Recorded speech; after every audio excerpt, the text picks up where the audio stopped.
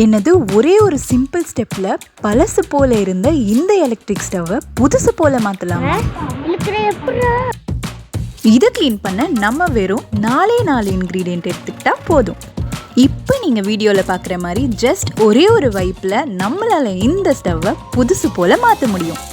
நீங்கள் உங்கள் வீட்டில் எலக்ட்ரிக் ஸ்டவ் யூஸ் பண்ணுற ஆளாக இருந்தாலும் சரி, இல்லை கேஸ் ஸ்டவ் யூஸ் பண்ணி எலக்ட்ரிக் ஸ்டவ் அடிஷ்னலாக வச்சுருக்க ஆளாக இருந்தாலும் சரி, இதை க்ளீனாக வச்சுக்கிறதுக்கு நான் உங்களுக்கு சொல்லித்தர போகிறது ஒரே ஒரு ஸ்டெப் தான்.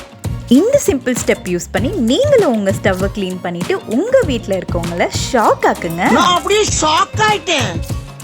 அட ஆமாங்க, இதை பார்த்துட்டு என் ஹஸ்பண்டே இது என்ன புது ஸ்டவ்வான்னு கேட்டாங்க.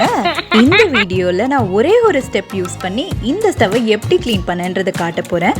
அதுக்கு நீங்கள் பண்ண வேண்டியதெல்லாம் ஒன்று தான். இந்த வீடியோவை ஸ்கிப் பண்ணாமல் பாருங்கள்.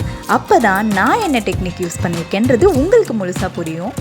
இது வரைக்கும் நீங்கள் நம்ம சேனலை சப்ஸ்கிரைப் பண்ணாமல் இருந்தால் சப்ஸ்கிரைப் பண்ணிவிட்டு பக்கத்தில் இருக்க பெல் ஐக்கன் கிளிக் பண்ணிக்கோங்க.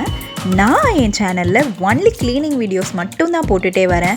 நீங்கள் என் சேனல் சப்ஸ்கிரைப் பண்ணிவிட்டு அது பக்கத்தில் இருக்க பெல் ஐக்கன் கிளிக் பண்ணால் தான் நான் போடுற ஒவ்வொரு வீடியோவும் மிஸ் பண்ணாமல் பார்த்து நீங்களும் உங்கள் வீட்டை க்ளீன் ஆக்கலாம். சரி, இப்போ வாங்க நம்ம இதுக்கு தேவைப்படுற 4 இன்க்ரீடியன்ட்ஸ் என்னன்னு பார்த்துடலாம். ஃபர்ஸ்ட் இன்க்ரீடியன்ட் என்னென்னா இந்த பேக்கிங் சோடா தான். நான் என்னோடய லாஸ்ட் வீடியோவில் என்ன 4 இன்க்ரீடியன்ட்ஸ் யூஸ் பண்ணியிருந்தேனோ அதே இன்க்ரீடியன்ட்ஸ் தான் இங்கேயும் யூஸ் பண்ணுறேன். நீங்கள் அந்த வீடியோ இன்னும் பார்க்கல, இங்கே மேலே தெரிகிற கார்ட்ஸில் என்னோடய வீடியோ லிங்க் கொடுக்குறேன், அதை செக் அவுட் பண்ணி பாருங்கள். அதில் நான் எப்படி கிச்சனில் கேஸ் ஸ்டவ் பின்னாடி இருக்க வாலை க்ளீனாக சுத்தம் பண்ணலான்றதை டீட்டெயிலாக சொல்லியிருக்கேன். இப்போ நம்ம செகண்டாக எடுத்துக்க போகிற இன்க்ரீடியண்ட் இந்த ½ லெமன் தான். இதில் இருக்க கொட்டையெல்லாம் நீக்கிட்டு நான் ஆல்ரெடி எடுத்து வச்சுருந்த பேக்கிங் சோடாவில் லைட்டாக இதை புளிஞ்சு விட்டுக்கிறேன். இது பிழிஞ்சோன்னே நமக்கு ஒரு நுரை ஃபார்ம் ஆகும்.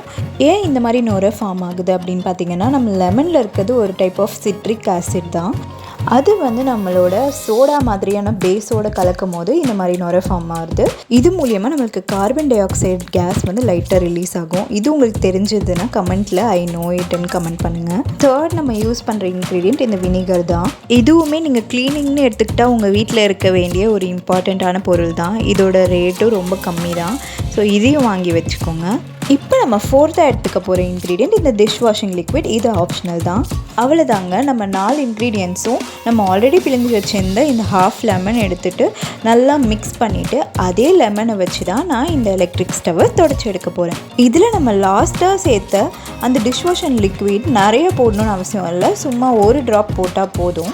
அதனால தான் நான் இதை க்ளீன் பண்ணும் போது வீடியோ எடுத்து உங்களுக்கு காமிச்சேன். நீங்களும் இதை யூஸ் பண்ணி உங்கள் வீட்டில் க்ளீன் பண்ணி மெயின்டைன் பண்ணுவீங்கன்றதுனால வீடியோ எடுக்கிறேன். இவ்வளோ கேவலமாக இருக்க இந்த ஸ்டவ்வை நான் புதுசு போல் ஆக்க போகிறேன். வாங்க அதுக்கான ப்ராசஸை ஸ்டார்ட் பண்ணலாம். இதுக்கு நான் ஃபஸ்ட்டு எடுத்துக்கிறது நம்ம ஆல்ரெடி மிக்ஸ் பண்ணி வச்சுருந்த இன்க்ரீடியண்ட்டை நான் சொன்ன மாதிரி அதே ½ லெமனில் ஃபுல்லாக தேய்ச்சி எடுத்துக்கிட்டு அதை இந்த எலக்ட்ரிக் ஸ்டவ் ஃபுல்லாமே நான் அப்ளை பண்ணிக்கிறேன்.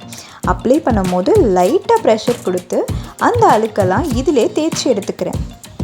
நீங்கள் கொஞ்சம் ப்ரெஷர் கொடுத்து தேய்க்கிறதுனால இந்த அழுக்கெல்லாம் நம்ம யூஸ் பண்ணுற லெமன்லேயே ஒட்டிக்கிட்டு வந்துடும்.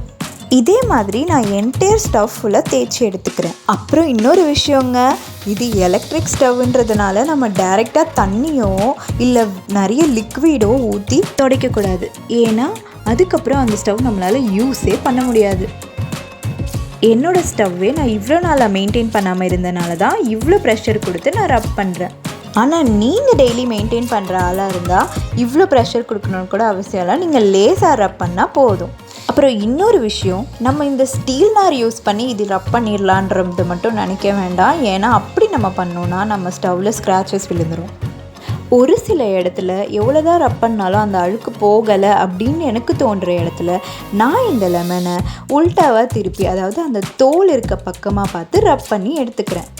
இப்போ இந்த பிளேஸில் பார்த்தீங்கன்னா இது ஒரு ஆயில் பிசுக்கு மாதிரி இருக்குது.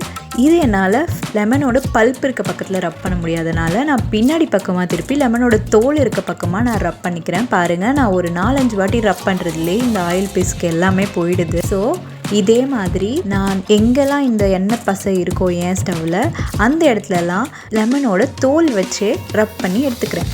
இது நம்மளுக்கு ரொம்பவே ஈஸியாக இருக்குது.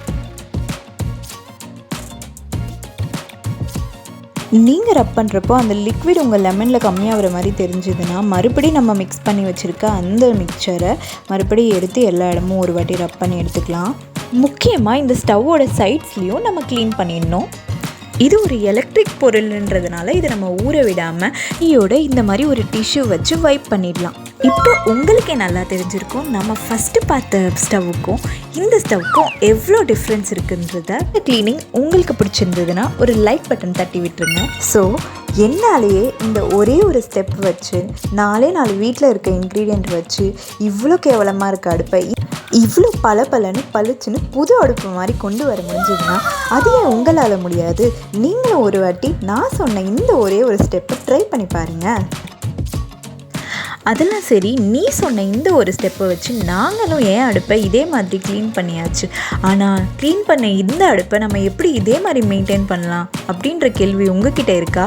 எவ்வளவோ பண்ணிட்டோம், இதை பண்ண மாட்டோமா? இதுக்கான டிப்பும் உங்களுக்காக நான் எடிட்டிங்கில் வச்சுருக்கேன். கூடிய சீக்கிரம் அந்த வீடியோவும் நம்ம சேனலில் வரப்போகுது. இந்த வீடியோ மிஸ் பண்ணாமல் பார்த்துட்டீங்க, ஆனால் அந்த வீடியோவை நீங்கள் மிஸ் பண்ணாமல் பார்க்கணுன்னா என் சேனலை சப்ஸ்கிரைப் பண்ணிவிட்டு பக்கத்தில் இருக்க பெல் ஐக்கன் கிளிக் பண்ணிக்கோங்க.